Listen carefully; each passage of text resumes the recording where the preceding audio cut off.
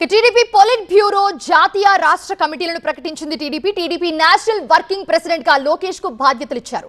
AP అధ్యక్షుడిగా పల్లా శ్రీనివాస్ ని ప్రకటించారు. 29 మందితో పొలిట్ బ్యూరో ఏర్పాటు చేశారు. 31 మందితో జాతీయ కమిటీని నియమించారు. 185 మందితో టీడీపీ రాష్ట్ర కమిటీని ప్రకటించారు. ఇక జాతీయ కార్యదర్శులుగా 3కి, జాతీయ ఉపాధ్యక్షులుగా 18 మందికి అవకాశం ఇచ్చింది టీడీపీ.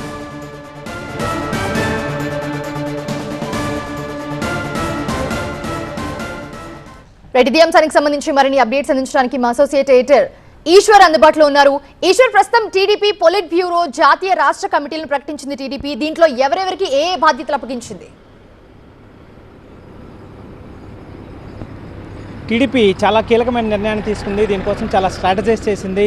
టీడీపీలో ప్రస్తుతం ఇప్పటివరకు పార్టీ అధ్యక్షులన్నా పార్టీకి సమస్తం ఒకే ఒక పేరు, చంద్రబాబు పేరు వినిపించేది. కానీ ఇకపైన డీసెంట్రలైజ్ చేస్తూ దాన్ని ఇకపైన చంద్రబాబు కేవలం పార్టీ స్ట్రాటజిస్ట్గా ఉండబోతున్నారు. దాన్ని ఎగ్జిక్యూట్ చేసి దానికి సంబంధించిన పార్టీని గ్రౌండ్కి తీసుకెళ్లే బాధ్యతని, పార్టీకి ఫ్యూచర్ ఫేస్ని లోకేష్గా మారుస్తూ ఆ నిర్ణయాన్ని తీసుకుంటూ టీడీపీ జాతీయ వర్కింగ్ ప్రెసిడెంట్గా లోకేష్ పేరుని తీసుకున్నారు. చాలా పెద్ద నిర్ణయం ఇది. దీనికి సంబంధించి చాలా పెద్ద ఎత్తున కసరత్తు జరిగింది.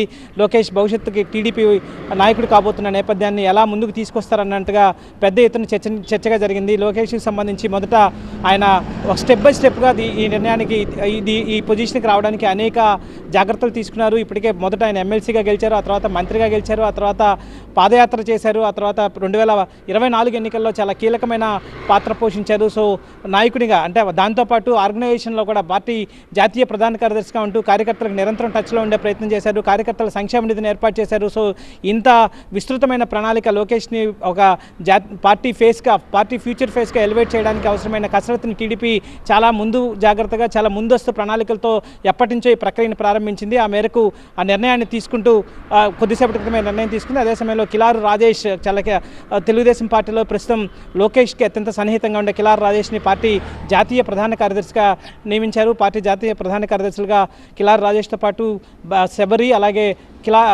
రామ్మోహన్ నాయుడు, కేంద్ర మంత్రి ఉన్న రామ్మోహన్ నాయుడుని ఏర్పాటు చేశారు. మొత్తం 26 మందితో పాలిట్ బ్యూరోని ఏర్పాటు చేశారు. దానికి సంబంధించిన కమిటీని కొద్దిసేపటి క్రితమే ప్రకటించిన నేపథ్యం కనిపించింది. సో టీడీపీలో చాలా కీలకమైన పరిణామంగా చెప్పుకోవాల్సిన నేపథ్యంగా దీన్ని చూడాల్సిన అవసరం అంతనే ఉంది.